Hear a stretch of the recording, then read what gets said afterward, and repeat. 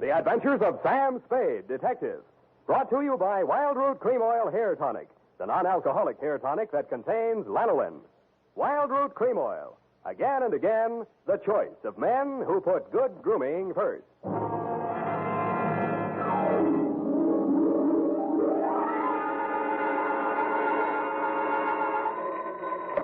Sam Spade Detective Agency. Listen, you phone down to the drugstore and tell them to send up 3 gallons of black coffee. Who is this? Are you sure you have the right number? I'm sure I've got the right number, but I'm not so sure who I am. Oh, Sam, it's you. You must have had a frog in your throat. Did you oversleep? Effie, don't say things like that. Oh, I'm sorry, Sam. Oh, you poor dear. You've been working. You're tired, that's it. Tired? I've only just brought Lazarus back from the dead. Well, then you better get some rest, Sam. You can dictate your report tomorrow. That's what you think. Now stay where you are. If I'm asleep when I get there, wake me up. I'll be right down to dictate my report on the Lazarus caper.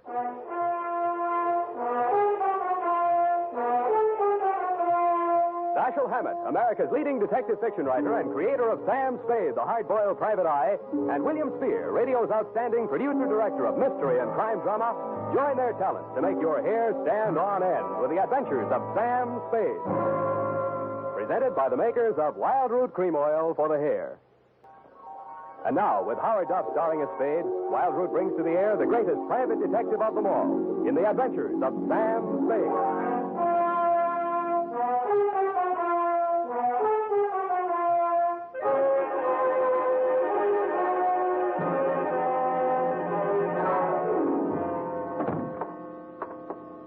Effie! In here, Sam, in your private office.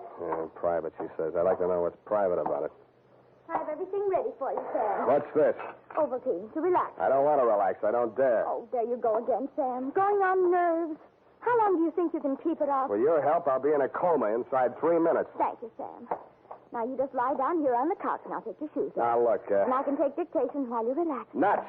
Where's that black coffee? Sam, you're angry with me. Your eyes.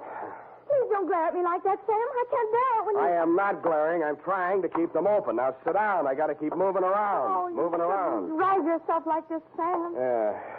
Please, Effie, please. Date, fill it in.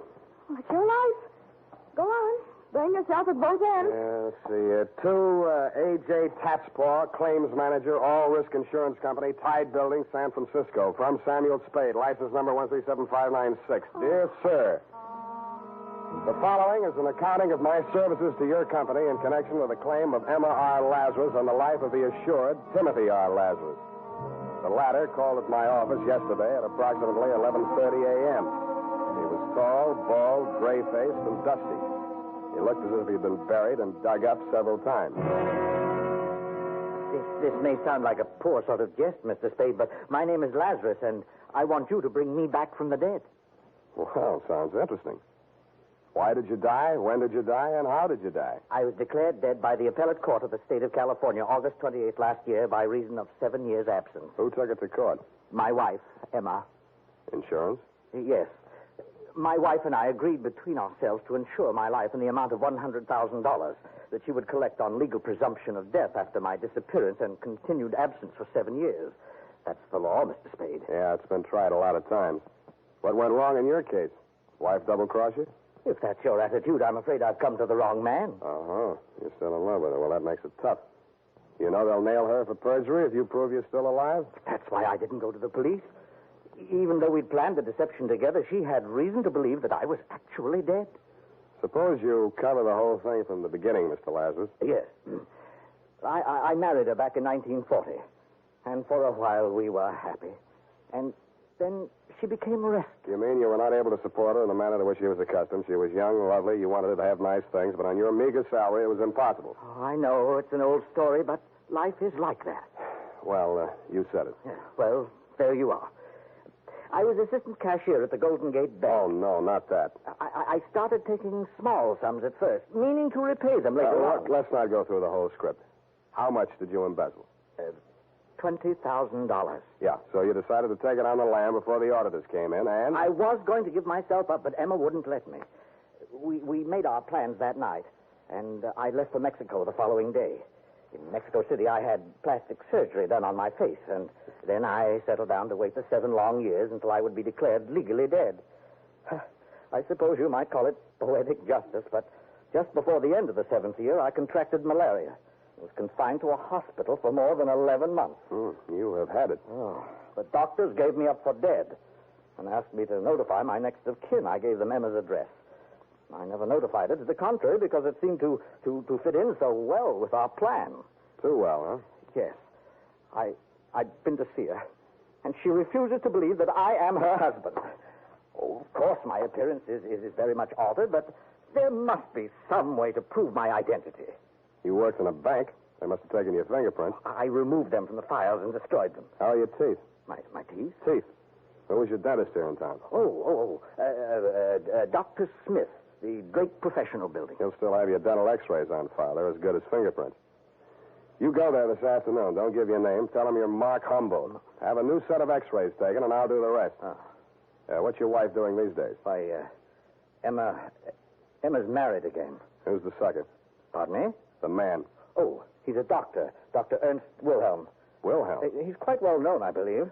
Yeah, and the cops would like to know more. Now, about my fee. Mr. Spade, I have no money. Oh, that's great.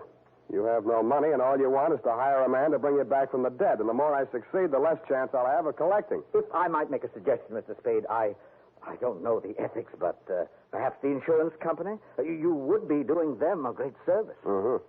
I think you're going to live, Mr. Lazarus. They can't keep a good man down. I'll collect from them.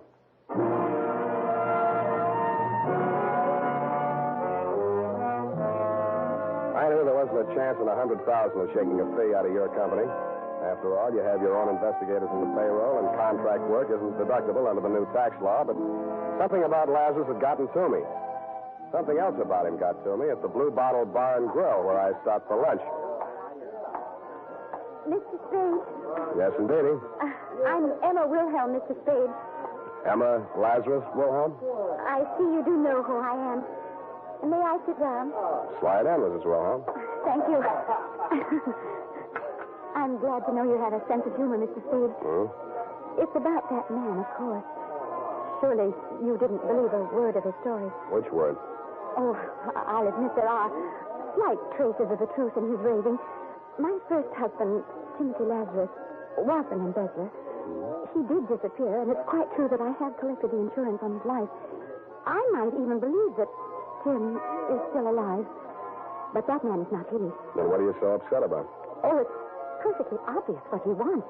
He's an extortionist. You're wrong. He doesn't want money, Mrs. Wilhelm. He wants you. Oh, Mr. Spade, how much do you know about my husband? Which one? Don't be flippant. Dr. Ernest Wilhelm. He made his first million panning lead nuggets out of gang war casualties and lost it on the stock market. He cut his second million out of Nob Hill and called it surgery. He lost that on horses, blondes, and malpractice suits. The last time he was mentioned in the paper, there was a big picture of him pumping sleeping pills out of the stomach of an aging burlesque queen. It may or may not have been coincidence that she did not recover, and that she was the ex-girlfriend of one of our better-known racetrack haberdashers. And if he got $100 for the job, he was paid off in booze. Please don't say any more. That poor girl. And she'll do the same thing to me.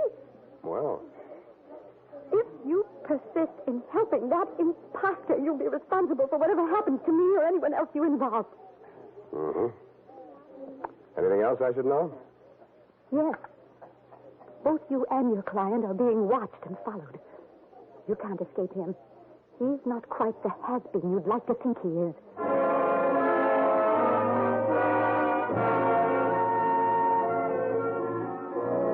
After she had gone, I scraped the tears off my butter, finished my lunch, washed my hands with a nationally advertised soap, and mushed over to the Drake Professional Building. I found my client's dentist in his lab polishing up a set of gold inlays. Humboldt? Oh, yes. His x-rays have come through. Only set today. They're on the clamp there. Don't touch them. They're not dry yet. Oh, I'm sorry. What's your interest? Police identification? You guessed it. Always happy to cooperate. Thanks. How about digging in your files for the x-rays on a patient named Lazarus? Oh, yes, be glad to, of course.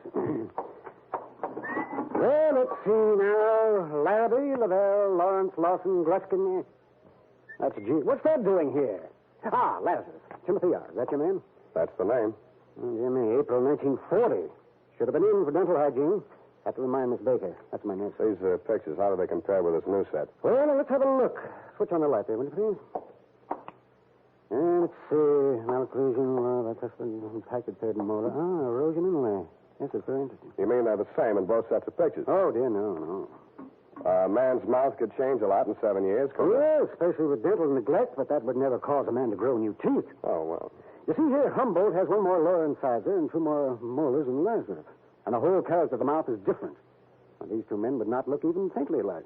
Well, could there have been some mistake in filing? Oh, dear, no. Miss Baker's been with me for 10 years. Never made a mistake yet. Mm-hmm. Could I talk to her? Not in today. Been out since Tuesday. Cold. Oh, say, by the way, you're a detective. How's this for a mystery? She phoned me this morning and thanked me for sending a doctor around to examine her. Now, this is the peculiar part. I have no recollection of having done so, and I'm not acquainted with the doctor she said I sent her. That wouldn't be a Dr. Ernst Wilhelm. Why, yes.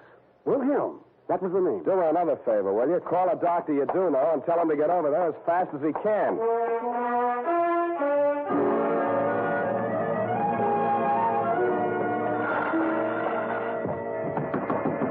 Come on, open up. Get your shirt on. I will come in as fast as I can.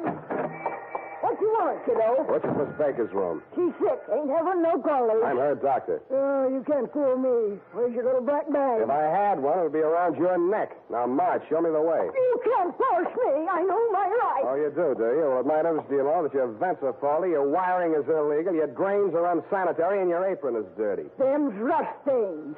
I'm needing repairs. You're as neat as a mud pie. Now, get going before I have the Board of Health down on you. All right, but you can't make me climb them stairs. Come on. Got sciatica I have. Here's the key. Okay. First door to the right. Whatever she's got, I hope you catch it. Thank you, Elsa Maxwell.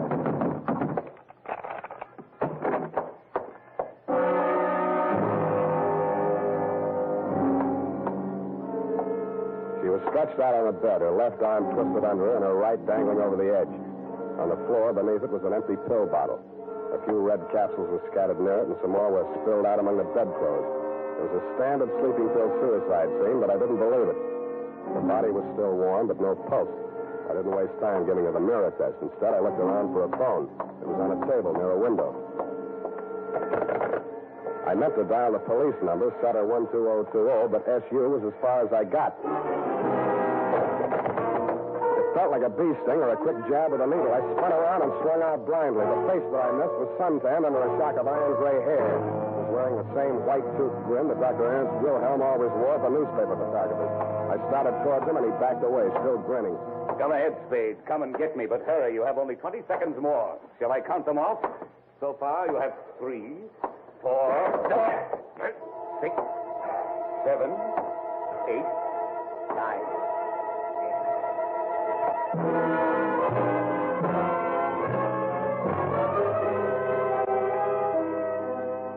floor kept dropping a foot at a time as I walked toward him. But every time I got to the bottom of the incline, it tilted up the other way, and I slipped back. He kept dropping out of sight, and every time I got him back into my line of vision, he was farther away. The walls of the room opened out and disappeared into some clouds. The ceiling spun around faster and faster until it whirled away like one of those flying discs. Then the floor turned into gelatin, and I sank into it.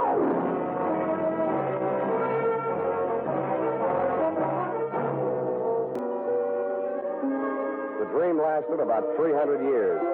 Around Christmas time in the year 2247, another bee stung me. I opened my eyes, but the lights on the tree were too bright, and Santa Claus was bending over me with a brandy breath. Come on, man. Come on. A little willpower. You're conscious. That's it. Sensation returning. Here, try and sit up. There's a girl. How about her? Too late. Did everything I could. Suicide pact? One of your brothers in Apollo was a little too handy with a needle. Here's the mark on my arm, and you'll find one on that stiff. Those sleeping capsules were a plant to make it look like suicide. You'll be feeling better soon. Now, come along. Up on your feet. Must keep moving. Restore circulation. Hip. Thanks. You the man Dr. Smith called? Yes. So you're a private detective. How do you feel now? I'm still dopey. You give me something to pick me up? I've given you as much stimulant as it's safe to administer. For the rest, you'll have to sleep it off. And you will. I advise you to hurry home. Get into bed before this wears off. How long have I got? A couple of hours if you keep moving, maybe 3. Yeah. But if I were you, I wouldn't stay out. Don't want to fall asleep in the middle of Market Street, get run over by a bus. Worst things can happen to you in your own bed. Look at her. Murder. Think you can prove it? I don't know. I couldn't. Not on her. And I've been an autopsy surgeon for 20 years. Well, cheer up, Doctor. If you miss on her, you may get a second chance. Huh? Yeah, me. Those eyes are looking better. I think you'll live.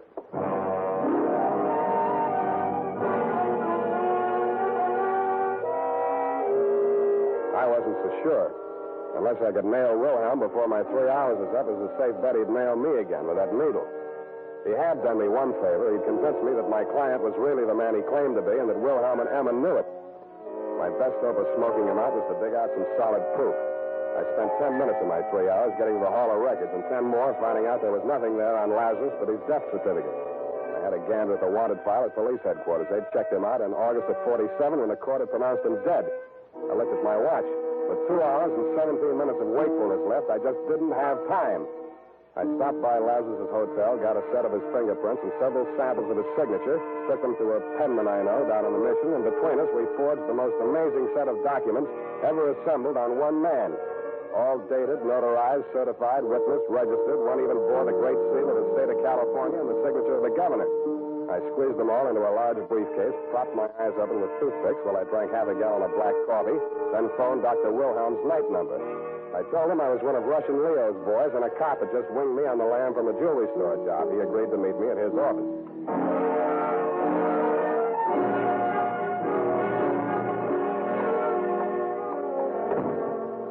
Hello, Wilhelm. Yes? Is that all you got to say to the guy you knocked off an hour ago? I'm afraid I don't quite follow. Who are you? Look, I know that you know and you know that I know. We even wrote a song about it, so let's get off the dime and don't reach for a needle. This gun is bigger and it shoots farther. Well, I can see you mean business. What do you want? First, I want to show you a few things. Here, take a look.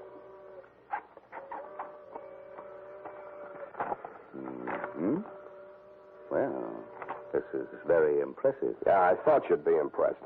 You, need any more proof that Lazarus is Lazarus? What's the matter, Spade? Getting sleepy? Don't get your hopes up. I can squeeze this trigger in my sleep. Are these papers for sale? Why do you think I brought them to you? What's the price? Half the take on Lazarus' insurance. That's very high. I haven't finished. This time, Lazarus has got to be really dead, and you're going to do the job. Come on, stop stalling. I can't do that. Why not? Why, Emma, she'll make trouble. She said she would. She's still in love with him? Why do you say that? I just wondered. What reason did she give you for not wanting him knocked off? Well, the cops work harder at identifying a dead man than they do a live derelict that looks and talks like a crank. I had the same idea myself. Then you're stupid. With him dead, she can tell any story she wants to. With him alive and all this proof of identity, he's in a position to nail both of you for fraud, conspiracy, perjury. Shall I go on? One thing. Does Emma know about these papers? Sure. You're lying. Sure I'm lying. And those documents are forgeries if that's the way you want it. I haven't got time to argue. I can't stay awake much longer, and you can't bring it off without me.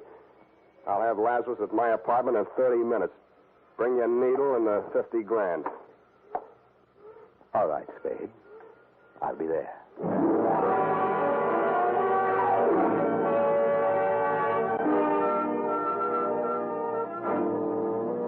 I made 2 phone calls on my way to pick up Lazarus, one to Emma and one to Lieutenant Erlinger of homicide. Dundee was asleep. The lieutenant and Sergeant Fullhouse were perched on the fire escape outside my window, and Emma was waiting in the living room when we got there. Jim. Oh, my poor darling. Emma, you recognize me. Of course, darling, from the beginning. But I didn't dare speak out in front of Ernst. I know. Mr. Spade told me. Now, listen to me, you two. You're sure you can go through with this? Oh, are you sure there's no danger? That's him now. Come on, Lazarus. Get in the bedroom there. Now, do what I told you. Don't worry, Emma. Oh, I'm so frightened. Quiet.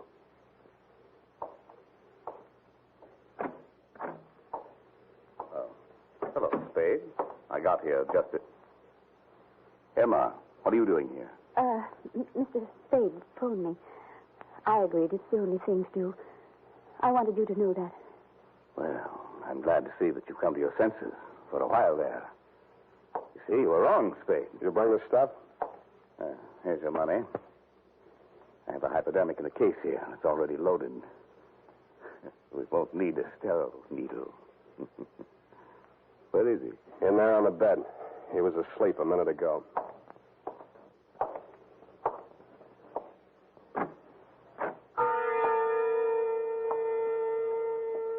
The grogginess that had kept coming back over me in waves for the last 2 hours swirled over me again as Wilhelm leaned over the bed where Lazarus lay, stretched out with his eyes closed.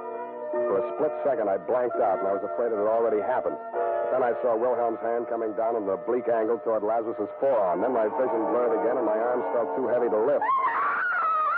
It was Emma's scream that jolted me back. I clawed out blindly. Drop it! You let go of it! You get it in your own arm. Let go! Why, you double-crossing... Now, here's a little sleeping medicine for you. Okay, boys. Come and get him. Good boy, Sam. Good boy. We won't forget this.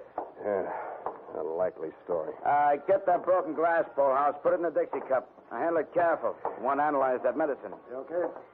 Who are these people, Sam? Accomplices? Yeah, but not the homicide. What about Ernst? They won't let him go free, will they? Don't worry. He's out of circulation for good. Mr. Spade, Yeah, Lazarus. I don't know how to thank you. Yes. You don't know what this means to us. Yes, I do. It probably means another long separation. The state prisons aren't co-ed. But if you insist on being alive, you have to take life as it comes.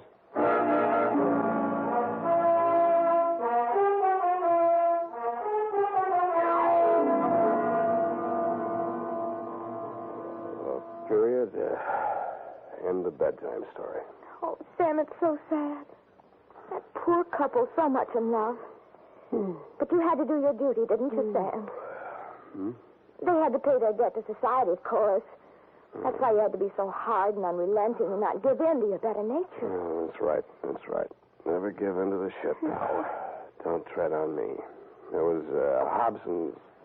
what was it that Hobson...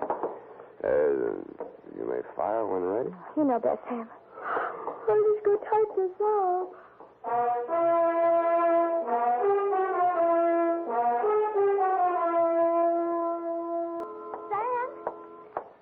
Sam, wake up. Well, there you go away. Your apron's dirty. Sam, I'm not wearing an apron. Then why don't you let me sleep? Sam, you've got to wake up. Your coffee's here. And tell them I'm in conference. No, Sam, no. The black coffee. You said to order 3 gallons. What? I couldn't carry it all. I'll make another trip. 24 cardboard containers. You'll have to drink it up fast now. They're leaking already. Abandon ship, all ye who enter here. Oh, Sam, what am I going to do with it? Open the restaurant. Good night. Oh, good night, Sam. Number 3 turrets, open fire.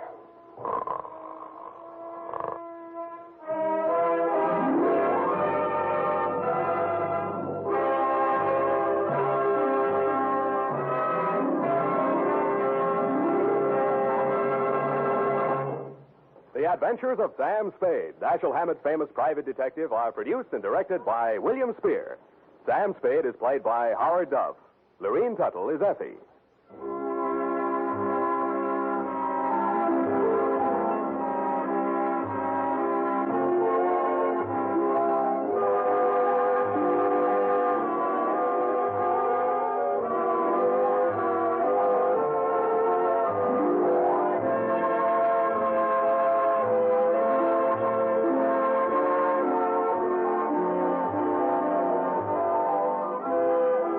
The Adventures of Sam Spade are written for radio by Bob Tallman and Gil Dowd. Musical direction by Lud Gluskin, with score composed by Rene Garrigang. Join us again next Sunday when author Dashiell Hammett and producer William Spear join forces for another adventure with Sam Spade. Brought to you by Wild Root Cream Oil. Again and again, the choice of men who put good grooming first.